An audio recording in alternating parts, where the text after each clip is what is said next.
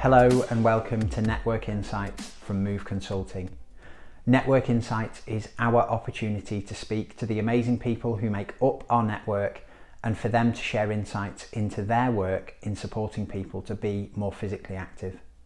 If you'd like to find out more about the series, you can follow the links below this post or visit the Move Consulting website at moveconsulting.co.uk/network-insights.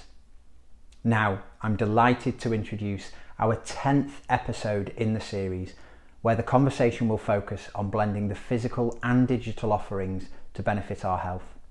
So, it's without further ado, I hand over to Elaine to introduce today's guest. Good afternoon or good morning if you're listening to this at a different time of day. It's really great to have Ben Wilkins with us, who's the CEO of Good Boost. Now, Ben and I first met, is it 4 or 5 years ago? Probably is, isn't it now? Yeah.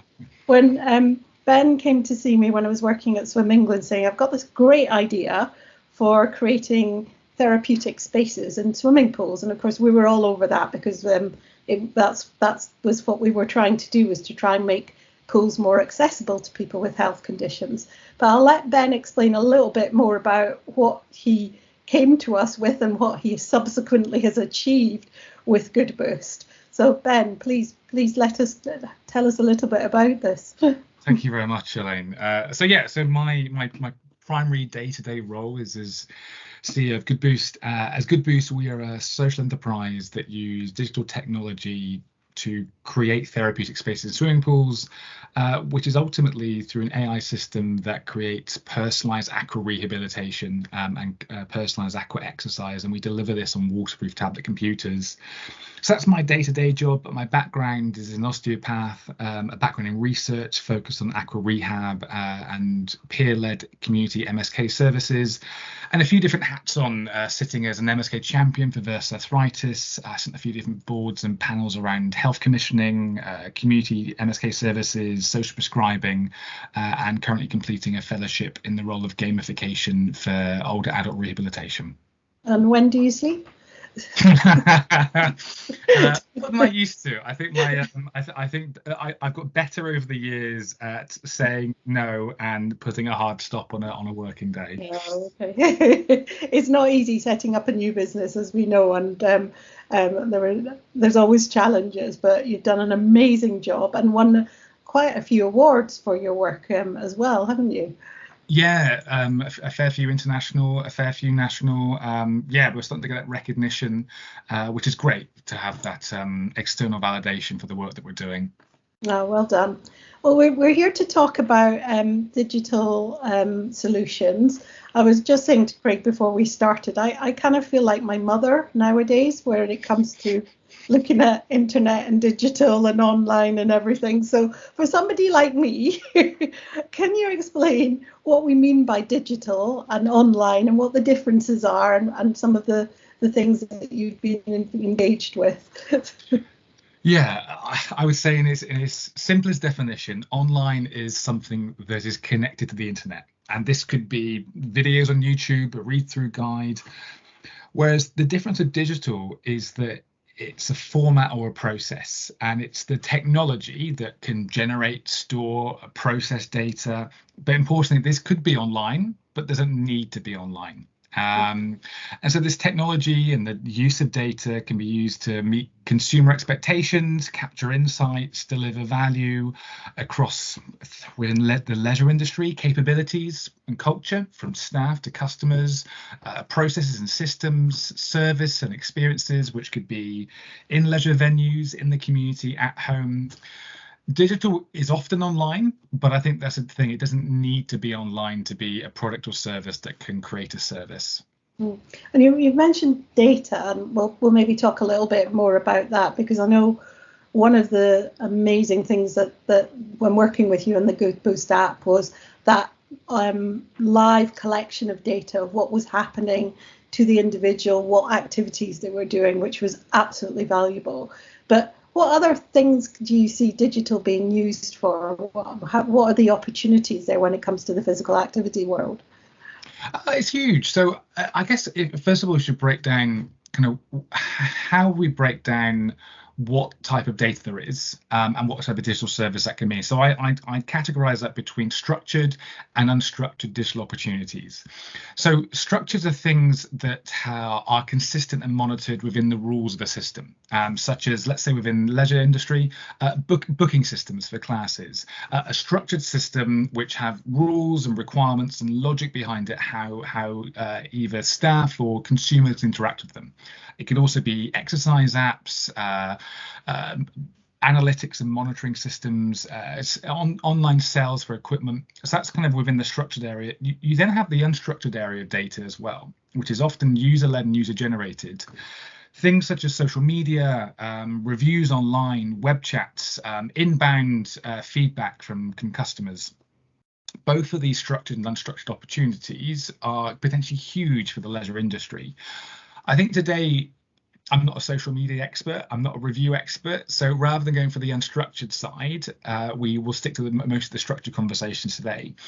But focusing on the structured services where leisure providers can now deliver options and services for exercise, fitness, well-being, rehab, and it's already happening all around us. And a part of the reason for the rise in the popularity, it has been COVID. There's no doubt it's been a catalyst. But there are major benefits to having digital services that are kind of data-led. And it means for leisure providers in the leisure industry, it can deliver something that's on demand. It doesn't need to be in the traditional hours on in-site venues. That these services don't need to be location or geography dependent. It means that expertise can be transferred from one part of the nation to the next, or can be replicated through digital algorithms and using artificial intelligence. And what that means in terms of the service that can be delivered is much greater personalization, but without the huge strain that would be required on the leisure workforce if it was to create a truly one-on-one solution for every person. And the great benefit is that means there can be huge amounts of measurements, tracking, monitoring, which is great for the industry to better understand what it's creating and the impact it's generating, but also for the consumers and individuals. From a motivation point, we know that things like step counters have been huge for getting people walking more often. Yeah, there's some questions about the longevity of the behavior. I agree, but measurement and monitoring that can happen through digital is something that just hasn't been possible 10, 20 years ago. And I think finally, the real opportunity is about creating more entertaining, more interactive services, because when you look at the number of people engaging with leisure centres in the UK, it's about 15% of the UK population. These people are motivated in some way to exercise. Brilliant, fantastic. For the remaining 85 or so % of the adult population in the UK, there needs to be something deeper than just getting on a spin bike or lifting some weights. And what digital can create is much more interactive, entertaining and gamified environments that will appeal to hopefully a much broader demographic. Yeah, and listening to that, Ben, I'm aware of the Good Boost programme and product, if we call it that. So I don't want to jump to any assumptions or conclusions too quickly. And obviously, we don't want to assume that our audience are as aware. To take away as many acronyms or analogies that we might use throughout what we're doing. You mentioned about Good Boost using AI. So AI, by definition, is artificial intelligence, for clarity.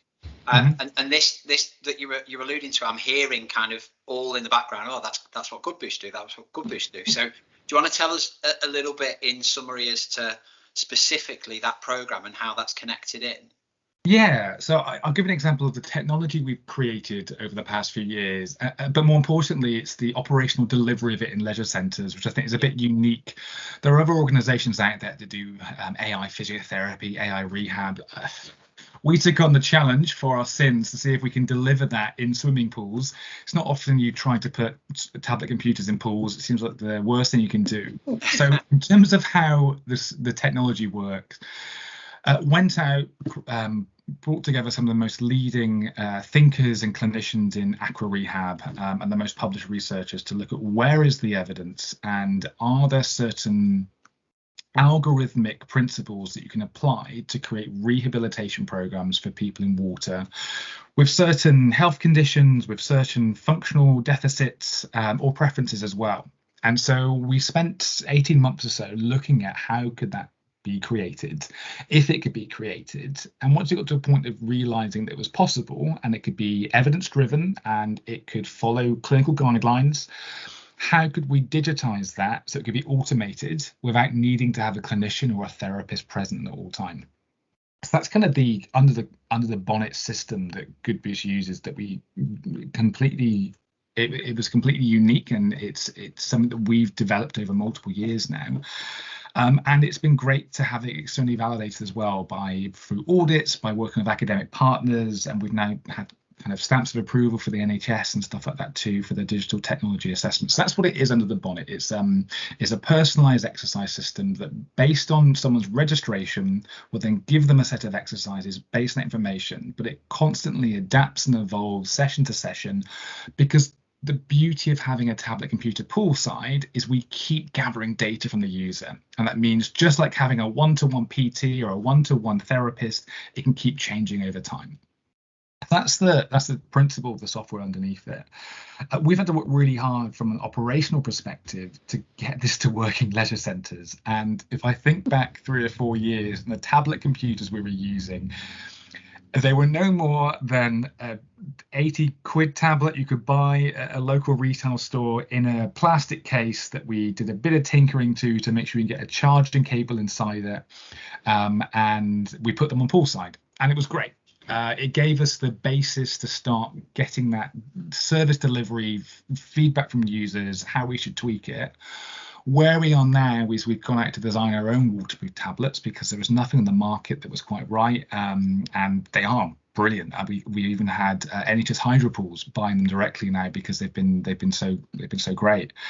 But it means now that we can affordably set up pools so they can have a tablet computer for each participant within a group or an individual class. And that's what's unique about us, is every single participant has a tablet. And then also around the software, the hardware, it's the onboarding and training for staff at site, making sure they have the training, the support and setup, so they know how to deliver group sessions. Because what's key about having digital options in the future is that what digital means is that staff in leisure centres can focus on the social and emotional side of delivering classes. And that's the beauty of what we never expected at Good Boost.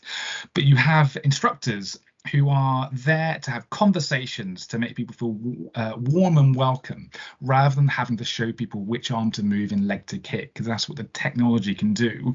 They can focus on building really good relationships with their participants and making people who may not feel as home in leisure centres feel much more supported when they might have a bit of uncertainty in their first session. And that's it, isn't it? That's the focus of the whole conversation here around the blend of physical and digital. By no means, and there are those people, if we're honest, where you'll talk about the use of technology, and there's the whole, oh, you're taking the job away, or you're depersonalizing, but it makes it even more. And listening into the way in which the technology is being applied and digital is being used, what was percolating in the back of my mind was it's enhancing the ability to listen.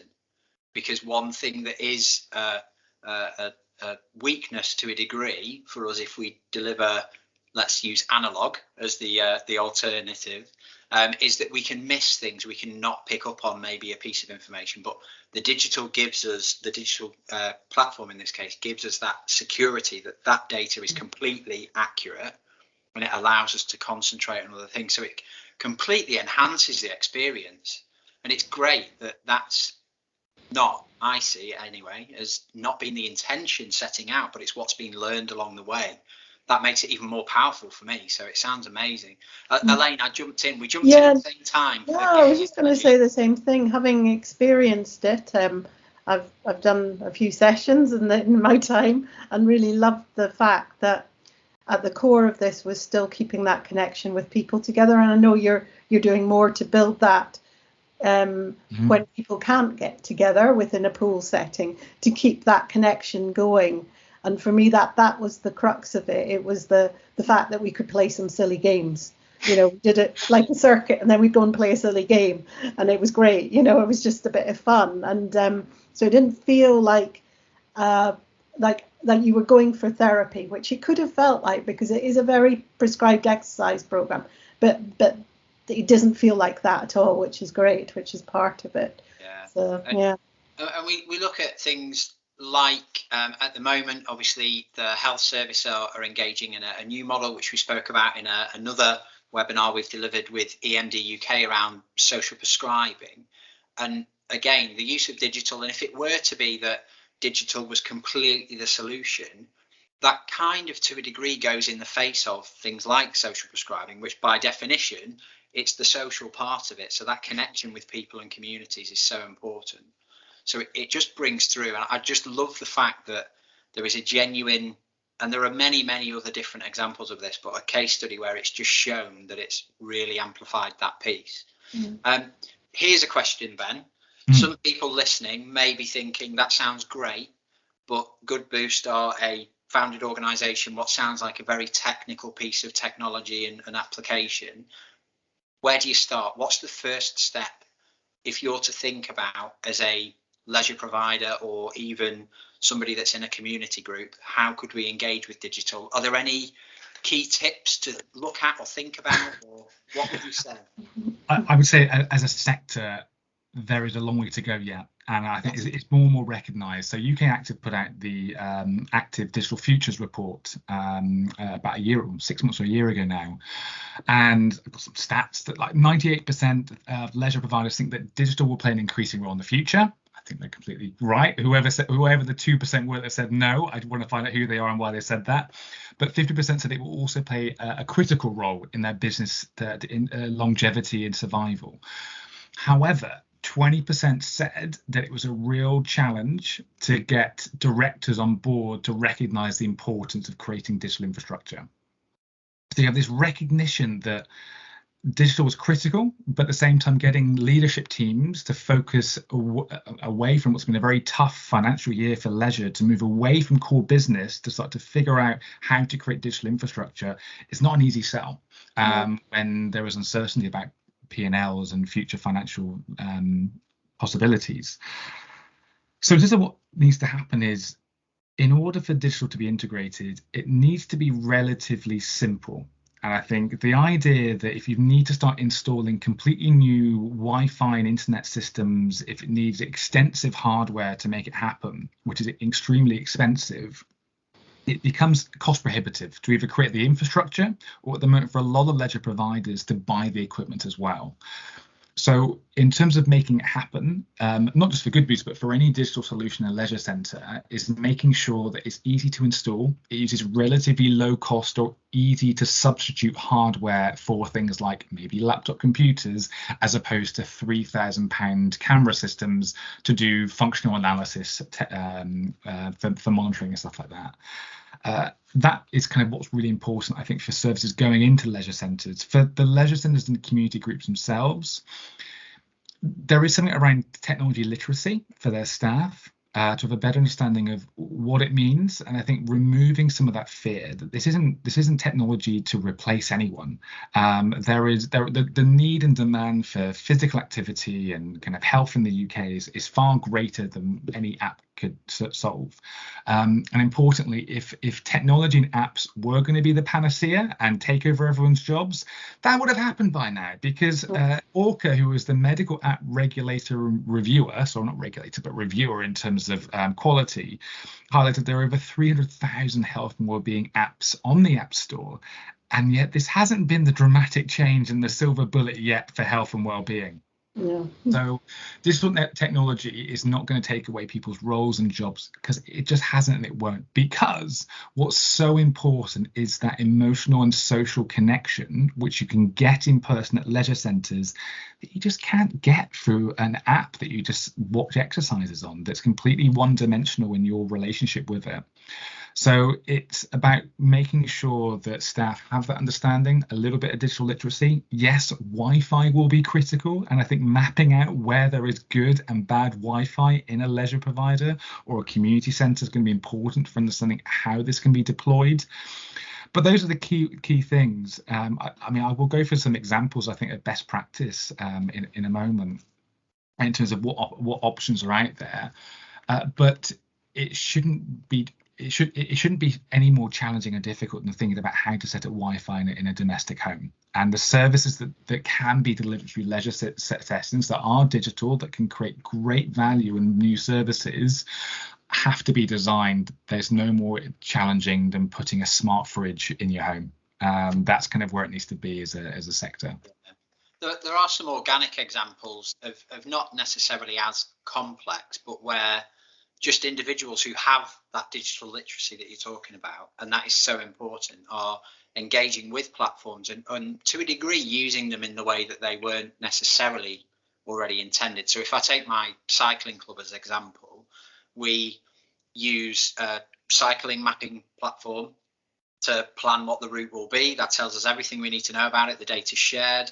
Everybody signs up to said route, and then we can analyse one another as we're riding about. So we've got fancy cycling computers, which some people have more top-end ones that tell them more stuff, others have more basic ones. But essentially, we're engaging through a platform to do that, and there's an element of social to it as well. And there is a generation gap there to a degree, where, as we were talking about earlier before we started recording, Elaine, that leadership challenge could be that the bias is very firmly set, that it could be financial. Obviously, from a fiscal point of view, we've been through a terrible 2 years from that perspective. But that idea of digital is scary, digital is unknown, that generation element of it certainly comes through. But I think part of that can be alleviated by what you were saying around that connectivity and somebody there to hold your hand through it. Because I think that's the bit that, coming from a very different generation, shall we say, where I didn't put my hand on a computer until I went to university, Polytechnic, so it's now a university. And so for me, it was a whole I joke today, like at the amount of time I spent standing out on the street corner waiting for a friend to arrive because we didn't even have a phone for her to call to tell me she was late. So, it's that world of connection where connection was very, very much face to face. And and then some of the people we're trying to target are of my mum's generation, which she's only just used how to text her phone, which is great. Now we can have conversations that way. But for her, that was a very alien world. So that connectivity becomes even more important when you've got those challenges there, because once you've overcome those, it becomes quite, people get on with it and they love it, but it's that getting over that first step that's always a real challenge. So, and I'd say that I think that's what the real value of digital is. It's not about what digital can offer. Yes, so we have these incredible advanced AI algorithms to create the most personalized, perfect exercises for everyone on the planet. But the reality is it doesn't create behavior. People don't want that perfect exercise program. But what digital does create is the opportunity for people's roles to shift within leisure, to focus on how do we make sure we really emphasize the emotional and social support to get great relationships to our customers. Within Good Boost, the great thing about it is, it's kind of an aqua exercise class. But you have participants have conversations with each other, because rather than focusing on the next movement, and aqua instructors, are they going left, are they going right? You've seen what exercise you're doing. You turn to the person next to you. You start chatting about the weather. The reason people come back next week is to have that conversation again. Yeah. That's what's so powerful about it. What's really interesting as well is I remember going to a conference, the Centre for Behaviour Change at UCL run, going back 4 years, I think they started them, maybe longer, looking at the concept of digital solutions. And what was really key and really obvious from some of the evidence reviews they'd done was we had all these apps and all these solutions out there, but not many of them were based on behaviour change theory. They just an idea that somebody had come up with without any concept of the theory behind them. And so as a result, they were out there making money, which arguably may be what they set out to do. But were they changing behaviour, as you alluded? No, that wasn't happening, because there was nothing there to really encourage that and support that. So it is an important part of it.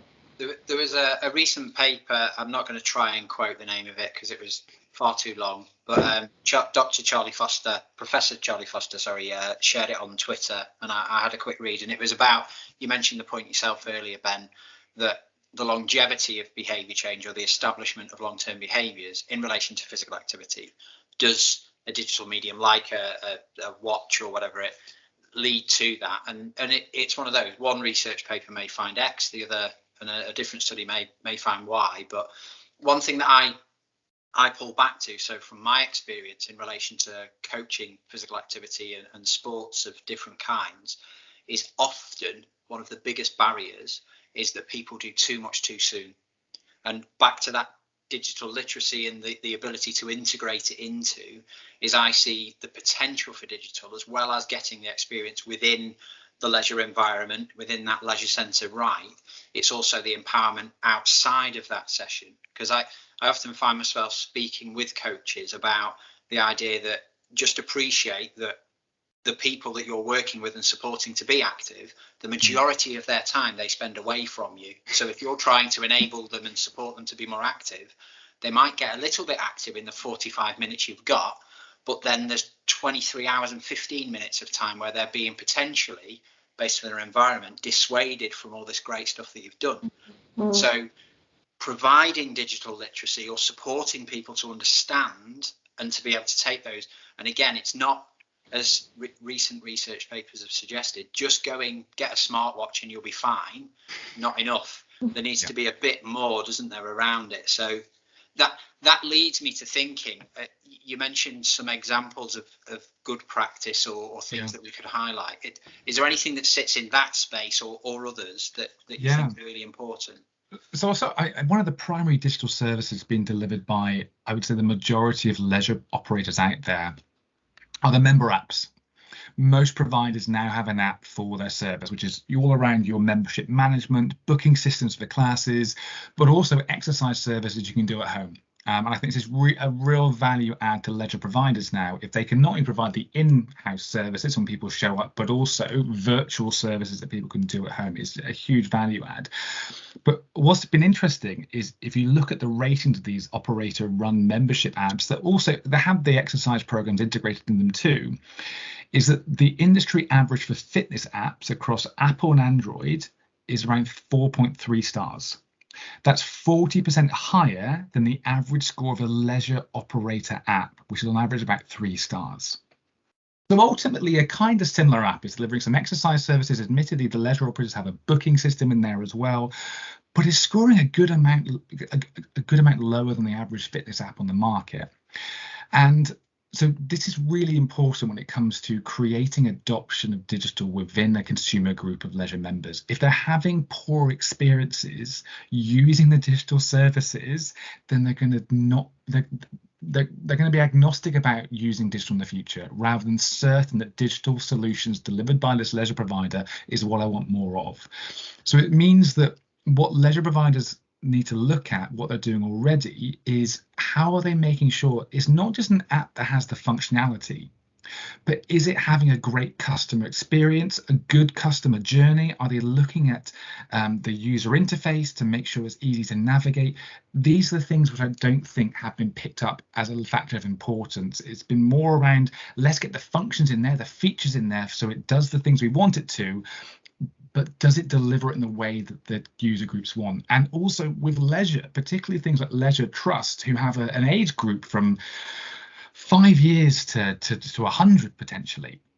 It's a really broad demographic to get it right for. Is not an easy one. We've had huge challenges at Good Boost over the years to get that to a point where we have I'd say a group between 40 to 85 as a demographic we work from. That's been really tough. They've got an even wider gap. So putting time in to getting the delivery, the user interface, how people interact with that is so important. Beyond that, the other digital service that all leisure providers have is they have a website. And on average, websites are ranked even poorer compared to their digital apps where they exist. And so if they're going to have a poor experience on the first digital interaction with a leisure provider, going on their website to look at the price of a membership, booking into a class, looking when classes are being scheduled and run, then it's going to really reduce their confidence to want to interact with anything digital provided by that leisure operator. So it's looking at the basics to begin with before going into AI delivered PT sessions in the pool, or kind of, I don't know, functional assessment using computer vision. I think getting the real basics of tools that are interactive services for their members to get them engaged and get them booking into it is a really good place to start. So that's a bit of an example of kind of a practice that all leisure providers do, but one where a lot of them are getting wrong at the moment, and actually going back to understand what it should be delivering, what the customer journey is, how it should look in interface, I think is a really quick win for a lot of leisure providers out there. Beyond that, in terms of some brilliant examples, there are those like eGym, MyZone that kind of create those digital offerings within leisure providers. They are great. They're really good. The problem is that they can be price prohibitive. eGym is I've been on the equipment. As fantastic as it is, I've seen some of the prices for them, and I think that's the barrier for a lot of leisure trusts who've gone through a very difficult year. But looking outside of just your traditional exercise equipment in the gym, it seems like looking at how leisure providers can use digital services to reach out into the community. There are fantastic gamified walking apps out there. But if you look at things like Beat the Streets as a digital service that looks at everything from primary school children all the way through to grandparents, how to mobilize a community to be more active and more interactive with their surroundings, I think it's a great example that we can all learn from. But also things like how Parkrun operates is a very simple digital system. Yes, you've got your website and booking system, but you just have a tracker for the time around your 5K. And that is just a monitoring system to look at your time and how it can change change month to month, run to one, which is great for motivation and engagement. So really simple digital solutions can result in great uptake and great motivation. And looking at how leisure providers can work into that 85% that aren't currently a member, aren't currently engaging in the leisure providers, what are the services that they want, which I think is probably more wider around well-being, holistic services, more than a better bike or a better treadmill. That's where I think there's a huge opportunity for leisure providers to deliver a better, more community-focused service, but also I think a financial opportunity where that's where they can pick up new customers, given there are some very long waiting times in the NHS. If leisure can provide health and well-being services, that's where I think they could pick up some real interesting new revenue streams in the future. Yeah. Then the other thing I'm really interested in as well, because I think it's great, that whole area around how it impacts in terms of the impact that leisure can have using it. I'm also really keen. I have this thing about physical activity by stealth, as I call it, which is that it's like you're being active but you don't really realize it, or you're doing it for another reason. And I was lucky enough to chair a session that you invited me to take over on the gamification conference, and I found the whole experience absolutely fascinating, and just understanding all of these hugely innovative ideas to create games out of and encourage by stealth people to be physically active. So just really interested in your thoughts on some of those. I think you mentioned earlier about making it fun, and that's at the core of these things, really. If leisure and if we as an industry are going to encourage people who do not wake up and go, I'm going to go to the gym today, it's not in their mantra, it's never going to happen. There has to be a reason they're going to engage with leisure services. And that may well be just be a coffee, and that's fine. But if while they're there, they see something that they can do that doesn't look or feel like exercise, it just looks like something they want to do rather than something they've been told to do by a physio or a GP, that's where we can do something really interesting. If you look at one of the most successful apps out there in terms of getting people moving, it's been Pokemon Go. Pokemon Go has been gigantic over the last 5 or 6 years in getting people working miles extra a day. It's really expensive though. I have to interject. The amount of Pokeballs I have to buy for my son because he keeps missing. Sorry, carry on. Oh, is that where I'm going wrong? This is the I thing. thought you just walked further and you got given them, but no, it doesn't work that way. No, it is great though. Just like you say, sorry for interjecting, man. Keep going. The family. It's a great point. Yeah. They're raking in billions a year. Nintendo, through this one game, are raking in billions a year, and they're still doing it 5 or 6 years after it launched. Like, the game mechanics haven't changed. You go out, you find these Pokemon, you capture them, you use them, and you've got a status if you get the really rare shiny ones as well. Like, it's a really simple game mechanic, but they're earning billions and getting people moving, and people are paying to go for a walk. So if that people are willing to invest in great experiences. If leisure providers can look at providing great experiences and that's connected to some physical activity, if they can show up for a coffee, have a great time, and then find a great experience and makes them realize they are being active and this is fun, this is enjoyable, this is something I want to repeat. That's the whole stealth element, I think, that can be used so much better. There's not I would argue there's not a ton of great gamification options out there which aren't really obviously about physical activity or exercise, but they are growing. I think the great thing that I've had over the past 12 months in speaking, interviewing a load of people working in gamification and health is the options are growing more and more. And I think in the next couple of years, it will become relatively normalized. I saw for the first time a leisure provider has now put a VR system in. And you go in and you have to put a virtual reality headset on and you spend your time picking up things, moving it, walking around this little area, but you're moving, you're squatting, you're lunging, you're doing things, you're battling zombies, you're throwing objects over a canyon, whatever the game is, but it's getting people moving and being active. But they're there for the experience first, activity second, and I think that's going to be a real shift in the coming decade. That's true outside of, and again, the conversation here is the digital and the physical kind of mixture, if you will. I've always used the phrase, if that's the right way of saying it, of people don't tell you from day one that they love, let's say, the sport. Nobody will arrive at their first ever attempt at hockey, as an example, and say, I love hockey. But they will love the experience, just as you're saying. Hopefully, we hope so, if they have a positive and engaging experience. And then it's what hockey, in this example, gives them that will translate that good experience into then, I love playing that sport, or I love going to the gym. Like you say, then nobody wakes up, I love going to the gym, I want to go, until they're converted. They've been bitten by that bug that we hear about. The millennium bug's coming supposedly still, 22 years on, isn't it? But I think two bits that really jump out to me that I think connect into previous episodes. You mentioned Beat the Street. And for those watching, if you haven't seen, in a previous episode of Network Insights, we spoke to Dr. William Bird about the programme and about creating engaging activity, essentially, through the model that they have there and other examples on previous projects he's been involved in.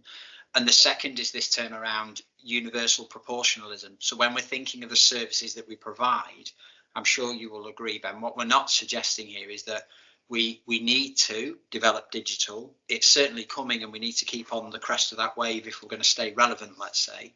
But it's not going to be for everyone. It doesn't need to be. It's about, does it enhance and add value to the experience for that individual, isn't it? And the blend of physical and digital, no matter how scary or exciting as that might seem, it to be aware of it and where can it add value for what you do. So that's brilliant insight so far. Elaine? Yeah, I suppose the other element of this is in terms of that concept of inequalities. We know there is an inequality in access to Wi-Fi. There's a challenge for families who have lower incomes in terms of access to being able to afford digital solutions. So we have to be mindful that we need to have broader solutions. Hopefully things, well, as we notice over the years, things have come down in price anyway. If you think back to the first, I'm going back again to my youth, first computers, how much did they cost? And they filled a room. And now we're moving down to some things that are really costing pence you know, and but then obviously the infrastructure has got to be affordable as well. So yeah, we could go on for hours about it's that demand versus supply. The higher demand goes up for things, that forces the innovators to start to do their thing, and then technology becomes cheaper and more accessible and things like that. So it's such a huge, vast area. And Ben, thank you so much for spending at least a little bit of time with us to share some of your insights. Is there anything before we go that you would like to add based on our closing remarks, really?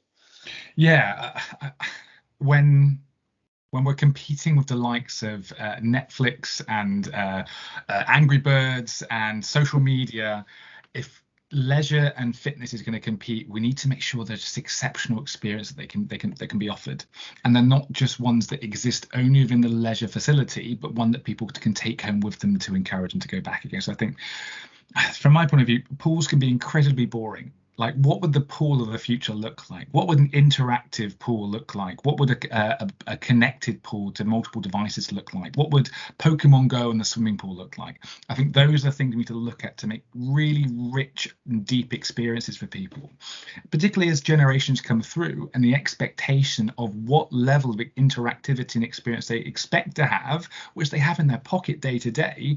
If it doesn't compete with that, then it's not going to create the dopamine responses to get people to want to do it and repeat it as well.